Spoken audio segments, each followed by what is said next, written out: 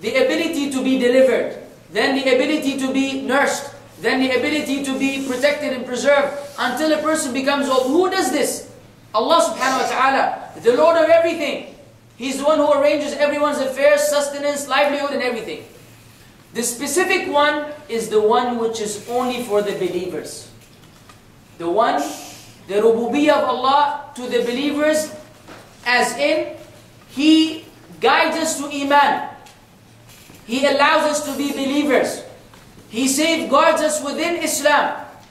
He prevents anything which will hinder our path from making it to our final destination. It's a special kind of rububiyyah to Allah's righteous servants, where they are protected, preserved, aided, given victory until they reach the ultimate victory. This is a special kind of rububiyyah which not everyone has. So then Allah, the Rabb, is of two kinds. One for the general masses and one for the righteous believers. This is why if you read the Quran, you will find that very often the Anbiya, the prophets and the messengers, when they wanted to supplicate to Allah, they would use the word Rabbi, my Lord, seeking this special rububiyyah, the one who is the caretaker, the one who is the maintainer, the one who maintains and protects the creation, and particularly the righteous servant. So Rabb is a great word with great meanings, and so is Al-Alameen. Al-Alameen comes from the word, according to some of the ulama, Alam. And Alam means a flag. Why is there a flag? Because it's a sign. When you see a flag, that it's a sign that this is this country, assuming it is a country, a country flag, right? So Alama is a sign. That means that everything in the world is a sign that Allah Azza wa Jal is the creator, sustainer, provider. So Rabbil Alameen meaning the Lord of everything, because everything is an alama. And Alameen is a plural for that. You see? So this is why you find some of the translations using this particular word. Some say the universe, which in fact is everything besides Allah. Al-Alameen. Alhamdulillahi Rabbil Alameen. Isn't that great? Have we ever thought of all of these meanings when we said, all praise is due to Allah, the Lord, the protector, the cherisher, the preserver, the provider of everything in the world? This is ajib. This ayah on its own is amazing.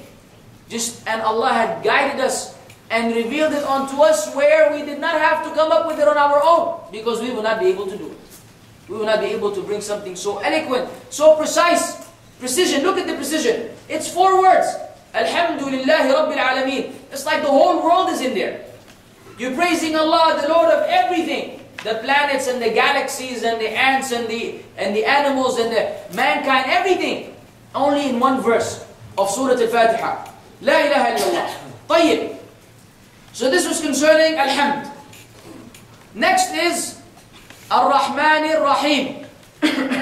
Many different translations. The most benevolent, the most merciful, the most gracious, the most merciful, the most, however you like to translate, the most beneficent, the most merciful. We have a number of translations that are used, and all of them are to some extent correct. Because the English language cannot do with the Arabic language. Right? It cannot keep up with the Arabic language. Because the Arabic language is so versatile, so rich, so eloquent, that you need maybe 10 words in English to explain one single word in Arabic at times. However, it doesn't mean that we don't strive and try. Ar-Rahman, Ar-Rahim. What's the difference between them? Or, are they derived from the same word? Are they derived from the same word? Yes. What is the word? Rahma. Ar-Rahman and Rahim are derived from the word Rahma, which means mercy. However, there's a distinction between them, otherwise it would be repetitive and redundant. And this is impossible in the Quran. Ar-Rahman, according to the ulama, is general, again like the rububiyyah earlier, to all of the creation. Consequently, Allah says, Ar-Rahmanu ala al-arshi stawa. The most merciful or the most beneficent rose over the throne. Because the rising over the throne entails the mastery and the greatness and the magnitude of Allah Azza wa Jal over the whole creation. After creating the heavens and the earth, then He rose above the throne in a manner which befits His Majesty subhanahu wa ta'ala. So then Ar-Rahman is for all of the creation. So you find the believer and the disbeliever are provided and sustained and given means of survival. Right or wrong, everyone is included in Allah's rahmah as a Rahman. Everyone has a share of Allah's rahmah under the name and attribute of Ar-Rahman.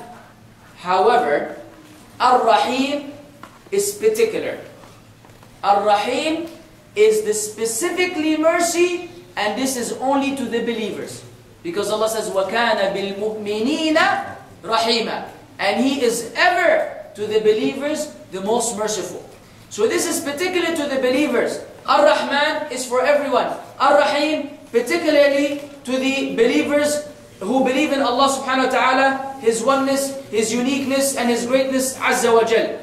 طيب. Maliki Yawmiddin. And here comes the shock for some of you. Or Maliki Yawmiddin. Maybe you haven't heard this before, but you should be aware that the Quran is recited in various ways. There are 7 different ahruf, or 10, wherein the Quran is recited, with a variation in the recitation, which in fact, or in return, gives us a variation in the meaning. Not changing the meaning where there's contradiction, however, enriching the meaning and making it more eloquent. This is from the preservation of the Quran, from the greatness of the Quran, that even these very particular variations are preserved, and we have a sanad, meaning a chain of narrators going all the way from the Prophet ﷺ up until today. That Qira'at Warsh, for example, where some of the letters are said differently, until today, this has been documented through individuals. This is from the miracle of the Quran. So don't think that this is any deficiency, that, oh, the Quran is no longer preserved. On the contrary, this is more of a preservation of the Quran that is recited in various ways, and it gives different meanings. Let's see. Malik versus Malik. Beginning with the first, Malik means king, right? And Allah Azza wa Jal is the king of the day of judgment. Why? Because today, kings compete. He got a bigger castle with nicer cars, more property. The kings of the world, right? All over the world, people who are presidents. We're going to give it a president now. They all compete who is, more extravagant in his lifestyle. However, on the day of judgment, how will they come? Like the peasant. They will come like the farmer, like any other individual in the world. There will be no distinction between the king and the rest of the creation. Who will be the real king on that day? Allah subhanahu wa ta'ala. And Allah says in the Quran, لِمَنِ الْمُلْكُ الْيَوْمِ لِلَّهِ الْوَاحِدِ الْقَهَّارِ. To whom belongs the dominion or the sovereignty on the day of judgment? Then Allah answered, to Allah, the one, the irresistible. So on that day, no one will have any authority whatsoever.